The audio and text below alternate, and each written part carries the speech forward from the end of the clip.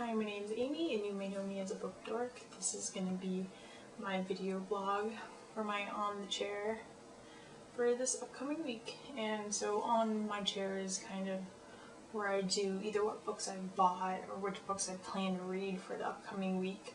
And I even go over some of the books that I've received for review. So this week or the last couple of weeks, I've been buying a lot of books because there's been so many great sales, orders. A lot of the stores are going out of business, so I got some good deals there. And BarnesandNoble.com is having a huge sale, so that works for me. So I'm going to tell you all the books that I bought, but then I'm going to go into detail more about the ones I'm going to be reading for this week, because I think there's just too much. So I'm going to start off with just some of the ones I bought that I'm really excited about. So, Fixing Delilah by Sarah Auckler. If you didn't read 20 Boys Summer, you have to read that book. That book was definitely one of my favorite teen books that's come out in a while. And don't let the title kind of throw you for a loop, because it's really not like it sounds. It's a really deep book about loss and grieving and friendship, even family, and dealing with death. So, check that out. So, I'm very excited about this one because 20 Boys Summer was so great. Then I have a whole bunch of debut author books for the 2011 Debut Author Challenge coming up. So I have The Iron Witch by Karen Mahoney, and Head Games by Carrie Mikulski, I believe you say it. Carrie Mikulski. And then 16 by Julia Carr. Julia Carr, my bad. And then Colleen Hooks, sorry if I screwed that up, Tiger's Curse, which this one I love the cover. And I'm just really excited to have gotten such a big deal on that. And then The Latte Rebellion. This one's by Sarah Jamila Stevenson.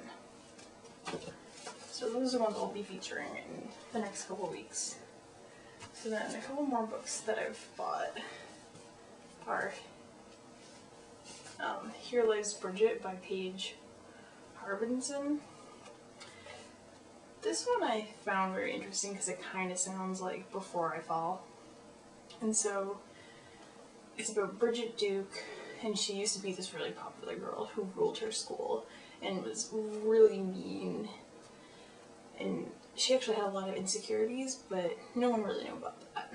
But anyway, so a new girl arrives and things kind of fall apart for Bridget. And then Bridget dies in a car crash and then finds herself in limbo.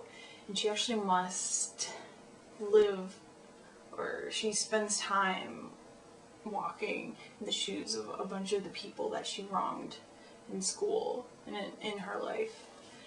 And so she has a chance to possibly change her fate. So she may be alive, but maybe not. But the more important thing is she can possibly change some of the bad decisions, or maybe make up for some of the bad things she's done to people in her past. I don't think she actually gets to go back and fix everything, but she wants to try and find some way of making it up to people. So we'll see. I'm very excited about this one. And speaking of Before I Fall, Lauren Oliver came out with her second book. It's called Delirium. And this one, I'm just going to read the back of it, because it basically sounds like it's a society where they try to cure deliria, which is, I guess, what we would call love, because they think love kind of takes over people and can make them do terrible things, and it just is all-consuming. And even if you have love or you don't have love, it can totally destroy your life and people around you. So the back cover says, "They say that the cure for love will make me happy and safe forever. And I've always believed them, until now. Now everything has changed.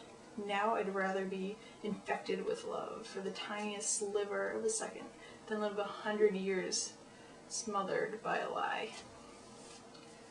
And something else I love about this book, besides this really cool dust jacket, is the book. girl's face on it, which I thought was really cool. And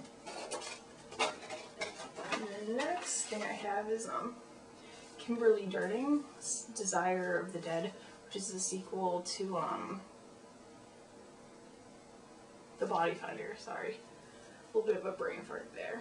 It says right on there, Body Finder novel.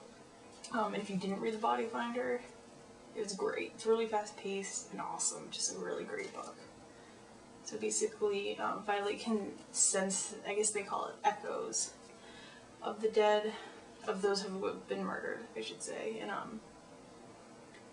there's a magic imprint that she can sense that clings to the killers. So she can basically match up the killers by following the echoes.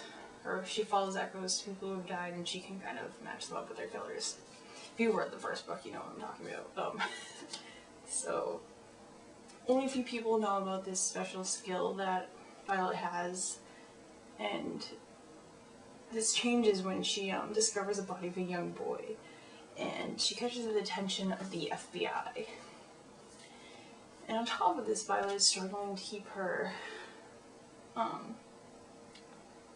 she's struggling to keep her ability a secret, obviously, because she doesn't want people to use her or test her or take advantage of this ability she has. And on top of all this, she's now in a relationship with her best friend Jay, and all the rules have changed. They act differently now, and she kind of misses how they used to be. And Jay also has a new friend named Mike, and Violet kind of starts to dig into Mike's history and finds a dangerous secret or truth about his past that can affect the people now. So I'm kind of interested to see what that truth is she discovers, and I'm sure since the first book was great, this one will be as well. But I'll see and let you guys know. And then Glimmerglass by Jenna Black. One of my teens at the library came in and we're talking about Iron Fae in that series by Julie Kawasaga. I probably shouldn't have said that because I'm probably saying the name really wrong. But, which I'm waiting for the third book to come back from the library. I believe it's The Iron Queen. I just finished The Iron Daughter. Anyway, so that series so far, I finished the second book and it's fantastic. But this girl who comes in the library all the time recommended Glimmerglass, which she said was kind of similar to that. So Dana her mom is alcoholic and shows up at her voice recital drunk. And I guess she does this a lot, and Dana kind of just can't deal with it. This is basically the last straw, and she runs away and finds her mysterious father in Avalon.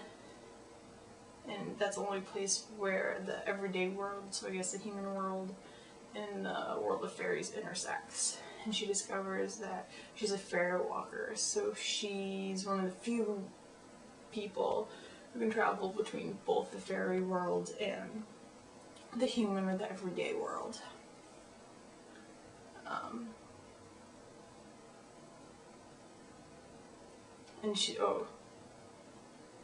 And she's actually the only person who can bring magic into the human world and technology into the fairy world. So that's a big deal that she can do that.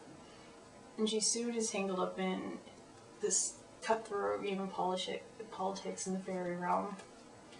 And somebody's trying to kill her. On top of that, everyone wants something from her because of her gifts.